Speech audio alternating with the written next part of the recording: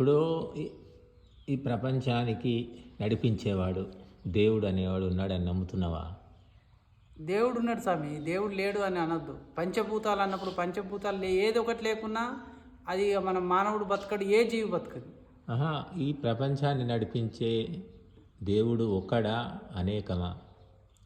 ఇక ఒక్కడా అంటే స్వామి, అందరూ మన రూపాలు ఒక్కొక్క రూపంను మనం కొలుస్తుంటాం. హ్మ్. ఒక్కొక్క రూపంను ఒక్కొక్కళ్ళను కొలుచుకుంటాం. వాళ్ళకు ఇష్టమైన రీతిలో వాళ్ళు కొలుచుకుంటాం. ఇక మనం వీళ్ళు ఒక్కడే అని అనరాదు, వాళ్ళు ఒక్కడే అని అనరాదు. మామూలుగా ఇప్పుడు సరే నువ్వు రకరకాల రూపాలు కొలుచుకుంటున్నారు, కానీ ఈ మొత్తము ప్రపంచం విశాలమైంది కదా ఇది. దీనికి ఒకే ఒక్కడు నడిపిస్తున్నాడా, లేకుంటే ఇలా మన మంత్రి మండలి లాగా వందల మంది నడిపిస్తున్నారా? ఒక్కడే స్వామి. ఇగో ఏంటంటే ఈ సూర్య భగవానుడు వెలుతురు చీకటి అన్నట్లు ఇక ఈ భగవంతుడు తెల్లారుతున్నది, పొద్దుకుతున్నది.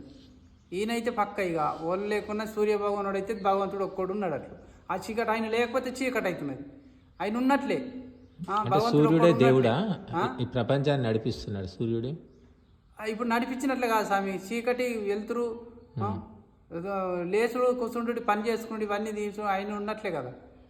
అంటే సూర్యుడు భగవంతుడు అంటావా? భగవంతుడు అని నమ్ముకుంటున్నాం మేము. ఇక సూర్య భగవానుడు అనుకోవాలి ఇక ఈ అంతా. అంటే ఒకటి ఏంటంటే ఇప్పుడు సూర్యుడు రావడం వల్ల వెలుతురు వస్తుంది, ఎండ వస్తుంది, శక్తి వస్తుంది, వేడిమి వస్తుంది, ఇవన్నీ వస్తున్నాయి.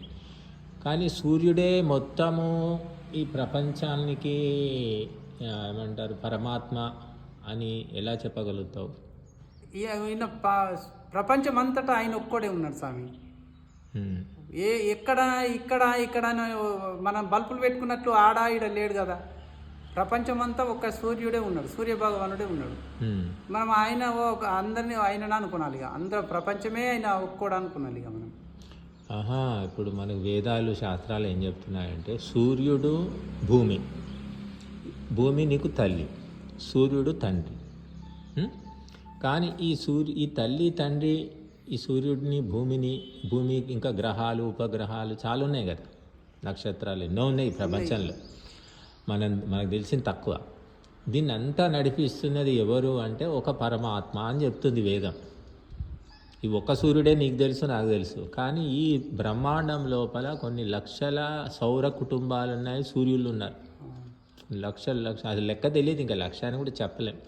అంటే ఇంత పెద్ద వ్యవస్థను ఈ సూర్యుడి గురించి నీకు తెలుసు కాబట్టి ఈ సూర్యుడి గురించి చెప్తున్నావు. కానీ మొత్తం ఈ బ్రహ్మాండం ప్రపంచం అంతా కూడా నడిపిస్తున్నటువంటి ఆ కనబడని తత్వము ఎవరు అంటే పరమాత్మ, దేవుడు లేదా భగవంతుడు అని శాస్త్రాలు చెప్తున్నాయి, వేదాలు చెప్తున్నాయి. కాబట్టి ఆ ఒకే పరమాత్మ అనేది పరమాత్మ నీకు కనిపించాడు. కనిపిస్తే ఏమవుతుందంటే పరిమితం. ఇప్పుడు నువ్వు నాకు కనిపిస్తున్నావు అంటే నీది ఎంతే శరీరం, కాలు, చెయ్యి, ముక్కు, ఇది పరిమితం కాబట్టి కనిపిస్తున్నావు. అపరిమితంగా ఉన్నది కనిపించదు. సూర్యుడు కూడా పరిమితమే, అది ఒక నక్షత్రం, దానికి కొలత ఉంది, బరువు ఉంది, ఎంత అనేది లెక్కలు కట్టి చెప్పారు. కానీ భగవంతుడికి కొలత లేదు, పరిమితి లేదు, పొడవు లేదు, ఏది లేదు, అనంతం అన్నమాట. బట్ ఆ పరమాత్మ వేరు, సూర్యుడు వేరు. పరమాత్మ యొక్క సృష్టిలో సూర్యుడు ఒక భాగం.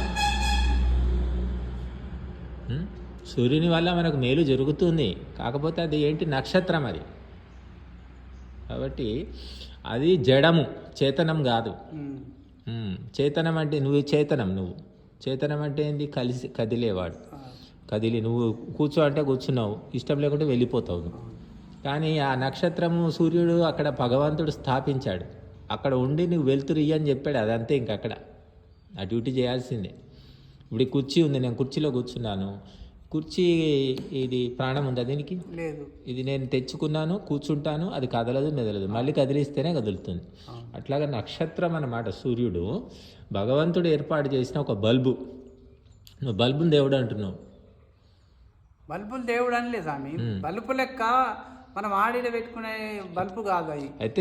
అయితే అక్కడ ఏంటంటే సూర్యుడు మనకు ఎంతో శక్తి ప్రదాత కాబట్టి మన కార్యక్రమాలు ఎన్నో జరగాలంటే సూర్యుడు ఉంటేనే అవుతాయి. అందుకే వేదం ఏం చెప్తా, నీకు తండ్రిలాగా అని చెప్పింది. తండ్రిలాగా, భూమి నీకు తల్లిలాగా అని చెప్పింది. అంటే తల్లి తండ్రిని మనం ఆధారంగా చూస్తాం, వాళ్ళ దగ్గర ఉన్నాయని లాక్కోవాలని ఎవరు అనుకోరు. అంటే జాగ్రత్తగా వాళ్ళ ఉపయోగాన్ని పొందుతాం, ప్రయోజనాన్ని పొందుతాం. సెంటిమెంట్ అనేది ఉంటుంది.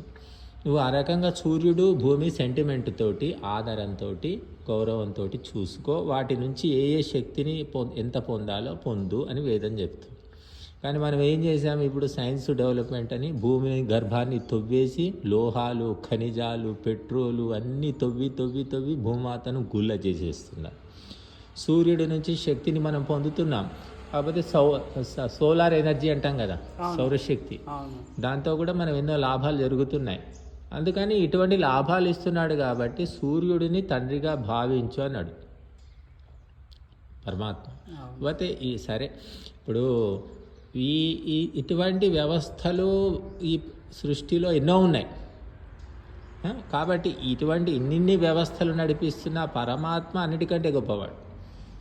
కాబట్టి ఆ పరమాత్మను తెలుసుకోవడం అనేది చాలా గొప్ప పని. అది కొంచెం కష్టమైనప్పటికీ కూడా మనిషి చేయవలసిన కర్తవ్యం అదే అన్నమాట. కాబట్టి సూర్యుడిని తండ్రిగా, భూమిని తల్లిగా భావించడంలో తప్పు లేదు. ఆ భావన పోయి కేవలము ఈ భూమాతను దాచుకుందాము, అమ్ముకుందాము అనే ఒక దొంగ బుద్ధి మనుషులకు ఏర్పడింది. ఇప్పుడు రియల్ ఎస్టేట్ ఎందుకు పెరిగింది? డబ్బున్నాడు భూములు కొనుక్కుంటా అమ్ముకుంటా అదే అవుతున్నాడు. దానివల్లనే పెరిగింది. లేనోడు కుంగిపోతున్నాడు స్వామి. లేనోడు అమ్ముకోవడమే తప్ప కొనుక్కోవడం లేదు. కాబట్టి ఇది ఎందుకు వ్యాపార బుద్ధి అన్నమాట.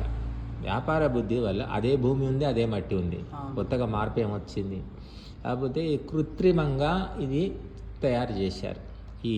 ఈ కొనలేకుండా ఒక సామాన్యుడు 1 ఎకరం కూడా కొనలేని పరిస్థితి తీసుకొచ్చారు ఇది.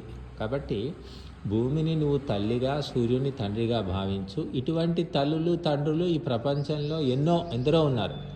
ఆ అందరినీ నడిపించేటటువంటి తత్వము పరమాత్మ అని శాస్త్రాలు, వేదాలు చెప్తున్నాయి. ఆ పరమాత్మను మనం తెలుసుకోవాలంటే ఈ రకరకాల ఆకారాలు, బొమ్మలు పెట్టుకుంటే అయ్యే పని కాదు. అది చింతన చేయాలి, ఆలోచన చేయాలి, భగవంతుని గురించి స్మరించుకోవాలి. భగవంతుని యొక్క ఆదేశాలు ఏమిటి, ఏం బోధించాడు భగవంతుడు అనేది కూడా తెలుసుకోవాలి.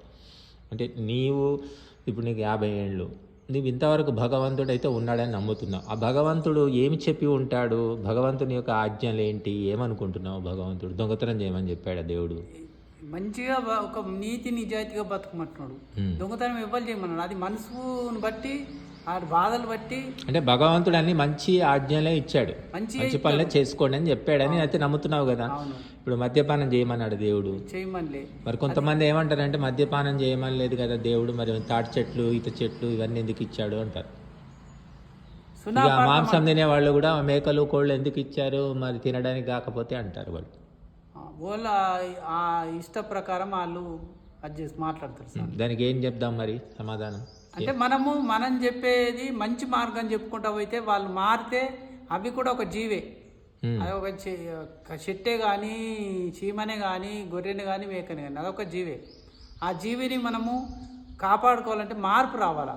ఇవి ఎందుకు చంపాలా, ఎందుకు చేయాలా, ఇవి మనలాగా బతుకుతున్నాయి అన్న ఒక మనిషి లోపల స్వార్థం లేకుంటే డబ్బు, అవి అమ్ముకుంటే నాకు డబ్బు వస్తుందేమో అన్నది. డబ్బు స్వార్థం పోయితే అవి అందరూ మంచి బతుకుతారు స్వామి.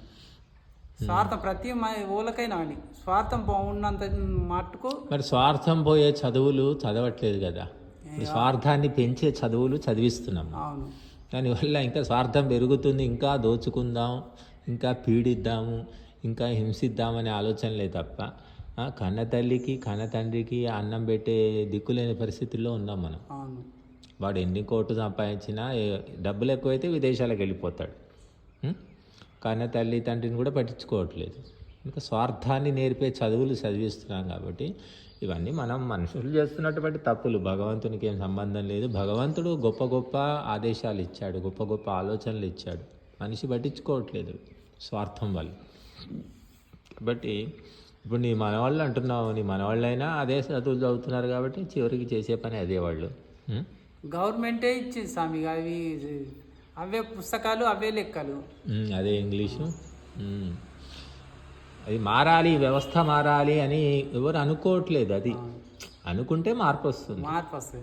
మనిషికి ఏదైనా స్వామి తప్పు కానీ మన మంచి మార్పు వస్తేనే మంచిగా బతుకుతుంది, మంచిగా బతకాలా అని అనుకుని అన్నప్పుడే ఆయన మంచిగా బతాడు. నేను లంగ లెక్క తిరుగుతా అన్నప్పుడు లంగ లెక్కనే అవుతాడు. ఇక ఏడికి అదే చెడుకు అలవాటు పడతాడు. అట్లా నేను లేదు మంచి కష్టం చేసుకుంటా బతుకుతా ఉన్నది లేని తింటా అన్నట్లు ఉంటే అంతట్లే మంచిగానే ఉంటాడు. కానీ కాకపోతే మంచిగా అన్నోడికి పోతే నా దృష్టిలో మాత్రము కష్టాలు బాగున్నాయి స్వామి. మంచి కష్టాలు బాగున్నాయి. అర్థం కావట్లే కష్టాలు ఎందుకు వస్తున్నాయి అంటే ఒక చెడ్డవాడిని ఆదర్శంగా పెట్టుకున్నాం కాబట్టి కష్టాలు వస్తున్నాయి. ఇప్పుడు నువ్వు అంటున్నావు మంచివాడికి ఎందుకు కష్టాలు వస్తున్నాయి అంటే మంచోడు కష్టపడి సంపాదించి చెడ్డవాడు చేసే పనులు వాడు అదే చేస్తున్నాడు కదా. ఇప్పుడు చెడ్డవాడు ఏం చేస్తున్నాడు, అడ్డగోలు పనులు చేసి దొంగ పనులు చేసి వాడు లక్షలు సంపాదిస్తున్నాడు, తాగుతున్నాడు, తింటున్నాడు, పార్టీలు ఇస్తున్నాడు. ఈ మంచివాడు అనేవాడు ఏం చేస్తున్నాడు, డబ్బులు కష్టపడి సంపాదించుకొని వాడు పార్టీలు ఇస్తున్నాడు, తాగుతున్నాడు, నేను కూడా పార్టీలు ఇచ్చుకుంటా, నేను కూడా తాగుతా, నేను కూడా తింటా అని మొదలుపెట్టేసరికి నువ్వు కష్టపడి సంపాదిస్తే నీకు వచ్చేది ఎన్ని వేలు? వాడు లక్షలు సంపాదిస్తున్నాడు కాబట్టి అవన్నీ చేస్తాడు, దొంగ పనులు చేశాడు కాబట్టి. ఇప్పుడు నువ్వు కష్టపడి సంపాదించి వచ్చిన కొద్దిపాటి ధనాన్ని తాగుడుకు, మాంసాహారానికి, తిరుగుళ్లకు ఖర్చు పెడితే మరి కష్టాలు కాకేముంటాయి? అట్లయితుంది స్వామి. అవునా కదా చెప్పు. అవును. కాబట్టి మనము నీతిగా సంపాదించుకున్నప్పుడు పైసా కూడా జాగ్రత్తగా ఖర్చు పెట్టుకోవాలి. మనం ఈ డబ్బులు అయిపోతే మనం అప్పులు చేయలేము, అప్పులు ఇవ్వరు, పోనీ మనం ఇతరులలాగా మోసము చేయలేము. రాదు సార్ అదేదన్నా మంచోడికి తప్పు చేద్దామంటే మనసు ఒప్పుకోదు. అదే మరి మనసు ఒప్పుకోదు. ఇక ఏంటంటే అయ్యో అన్నట్లు అది రంజి మర చేసిన తప్పును సుఖ అది మనసులో రగిలి ఆడే బయట పెట్టుకుంటాడు. ఇట్లా అయిపోయాను ఇట్లా. అందుకని కత్తి మీద నడిచినట్టు తాడు మీద నడిచినట్టుగా మంచి వాళ్ళు సంపాదించుకున్న కొద్దిపాటి ధనాన్ని జాగ్రత్త పెట్టుకొని ఎంత అవసరమో అంత పెట్టుకుంటూ పొదుపు చేసుకోవాలి. ఇక ఏమో మొక్కులు అంటారు, జాతరలు అంటారు, అవి అంటారు. ఇప్పుడు మీ లాంట్లో ఇవన్నీ ఉన్నాయి కదా ఇట్లాంటివి. దానివల్ల ఏమవుతుంది, డబ్బులన్నీ ఖర్చు అయిపోతున్నాయి. ప్రభుత్వం ఇచ్చింది చాలట్లేదు, మనం కష్టపడి సంపాదించింది చాలట్లేదు. ఎప్పటికి చూసినా దరిద్రం. కాబట్టి అందుకోసం ఏంటంటే మనము ఆలోచనతోటి జాగ్రత్తగా ఖర్చు చేసుకుంటే డబ్బులు మిగులుతాయి, పేదవాడు కూడా బాగుపడతాడు. అంతే ఉన్నదా అక్కడంతే. గరీబ్ సుఖ బాగుపడాలి స్వామి. ప్రభుత్వం కూడా కొంత ఉన్నోళ్ళు కానీ కొంత సాయం చేసి ఒక వ్యక్తి ఉన్నాడు, ధనికుడు ఉన్నాడు, కొన్ని పైసలు ఇచ్చి నువ్వు వడ్డీ లేకుండా తీసుకొని అది ఒక బిజినెస్ పెట్టుకోమను, అది కొంత సాయం చేస్తే అది పుణ్యం ఉంటుంది. ఇక రే పని చేయించుకున్న బట్టి రే నువ్వు నీకు 100 ఇస్తున్నా, 200 ఇచ్చింది 100 ఇస్తున్నా వెళ్ళిపో అని చెప్తుండ్రు. అవి అట్లా కూడా ఉన్నాయి. అది నిజమే మీరు అన్నది. అంటే కష్టపడి పనిచేసిన వాడి కష్టాన్ని దోచుకునేటటువంటి వ్యక్తులు కూడా ఉన్నారు, లేరు అనట్లే. 100 రూపాయల పని చేస్తే 50 రూపాయలు ఇచ్చి వాడిని భయపెట్టో బెదిరించో వెళ్ళగొట్టే వాళ్ళు కూడా ఇప్పుడు కూడా ఉన్నారు బోలెడు మంది. ఇక వీడు గతి లేక దిక్కు లేక దానికి లేని పరిస్థితులు కాబట్టి 50 కన్నా ఆశపడి పని చేసుకుని పోతుంది సార్. నిజమే కష్టాన్ని దోచుకునే వాళ్ళు కూడా ఉన్నారు, బాగానే ఉన్నారు. నేను చూస్తున్నాను కదా, చూసినా నాకు అనుభవం స్వామి. ఇక వీడు ఏంటంటే వీడు బుద్ధిమంతుడు, పని చేసేటోడు కాబట్టి భయపడి ఏమో అడిగితే ఏమనుకుంటారో, గట్టిగా మాట్లాడితే ఏమవుతుందో అని భయానికి కూడా అడగట్లేదు. పని దొంగలేమో హాయిగా తిరుగుతున్నారు. పని చేసేవాడికే ఉన్నది స్వామి. ఏమో మాటలు నరికినోడికి మానేటట్లు, మొద్దులు నరికినోడికి ఏం లేదు అన్నట్టు, మొద్దులు కష్టపడ్డోడికి ఏం లేదు. మాటలు అవి 4 మాటలు చెప్పేటోళ్ళకే అరే తాగిపిస్తా తినిపిస్తాడు, ఇంకో 10 రూపాయలు ఇస్తాడు. అంటున్నది నిజమే, చూస్తున్నాం కదా మేము కూడా. మరి కష్టపడి పని చేసేవాళ్ళు, కష్టాన్ని గుర్తించేటటువంటి బుద్ధి ఉన్న వాళ్ళు, తెలుసుకునే యజమానులు చాలా తక్కువ మంది ఉన్నారు. ఎక్కువ మంది ఏంటంటే వాడు యజమాని రాగానే నాటకం ఆడుతుంటాడు, అంటే ఏదో పని చేస్తున్నట్టు లేదా ఏదో చాడీలు చెప్పడము. యజమాని ఈ సాయిడీలు మాత్రం బాగా ఉంది స్వామి. ఇదైతే వాస్తవం. సాయిడీలు పోయినాక మనం ఉన్నప్పుడు మాట్లాడుకున్నామా, మనం 4 ఉన్నాం ఇక్కడ. నేను అన్ని బాధలు చెప్పుకున్నాక నా ఏం చెప్తానంటే నేను పోయినాక నా టాపిక్ తీసి గిట్లరా గట్లరా అని చెప్పేవాళ్ళు సుకున్నారు సాయిడీలు.